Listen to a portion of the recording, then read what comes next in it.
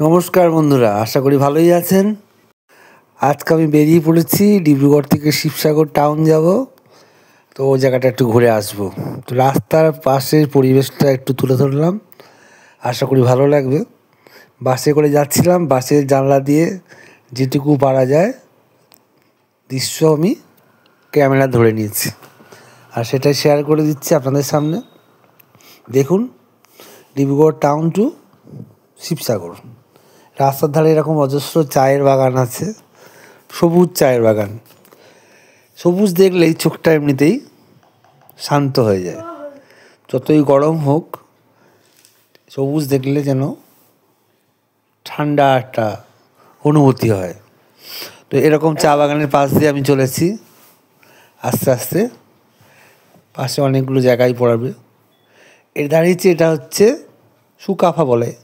এখান থেকে একটা রাস্তা চলে গেছে বগবিল ব্রিজের দিকে, আর এটা বিসিপিএল যে ফ্যাক্টরিটা এই পাশেই আছে। তো আমরা আস্তে আস্তে আরও এগিয়ে চলেছি। এই দেখুন, রাস্তার নদীর উপর দিয়ে যাচ্ছে, নতুন একটা ব্রিজও তৈরি হচ্ছে, আর একটা প্যারালাল ব্রিজ।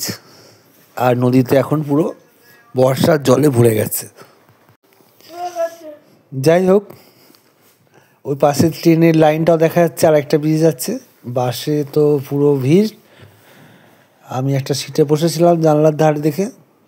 আর ওই সাইডটা দেখা যাচ্ছে বিভিন্ন জায়গায় বন্যা পরিস্থিতির মতো বলতে পারেন, জল জমে গেছে ওইদিকে বাঁ দিকটা রাস্তার। জানি না, হয়তো ওই নদীর জলস্ফীতির জন্য হতে পারে। যাই হোক, আস্তে আস্তে আমরা চলেছি এখন রঙালাউ বাজারের পাশ দিয়ে।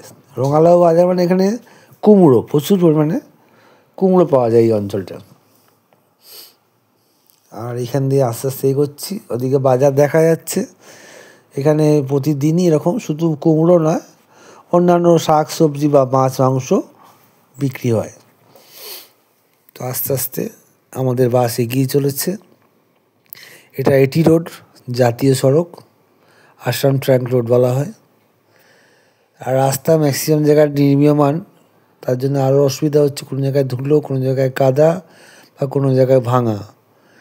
জানি না কেন এত স্লো কেন কাজ হচ্ছে। অনেক বছর ধরেই দেখছি ডিব্রুগড় থেকে শিবসাগর হয়ে যে রাস্তা গেছে গুয়াহাটির উদ্দেশ্যে, এই অঞ্চলটার কাজ কিন্তু এখনও শেষ হয়নি। পাশে এরকম অনেক জারুল ফুল ফুটে আছে, কোনো জায়গায় কৃষ্ণচূড়া, দারুণ লাগছিল। এই যে জায়গাটা দেখতে পাচ্ছেন, এটা হচ্ছে মোরান টাউন। তো আমি যেদিন যাচ্ছিলাম সেদিন সমস্ত দোকানপাট বন্ধ ছিল, হয়তো ওটা উইকলি অফ ডে হবে।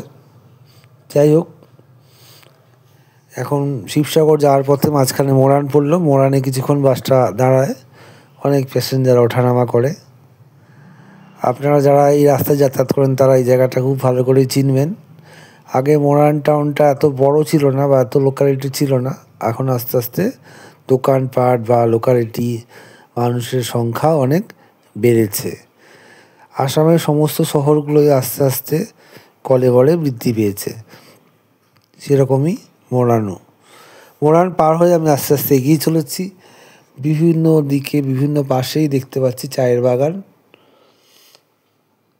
তো এখন আমি শিবসাগর টাউনে হাঁটছি।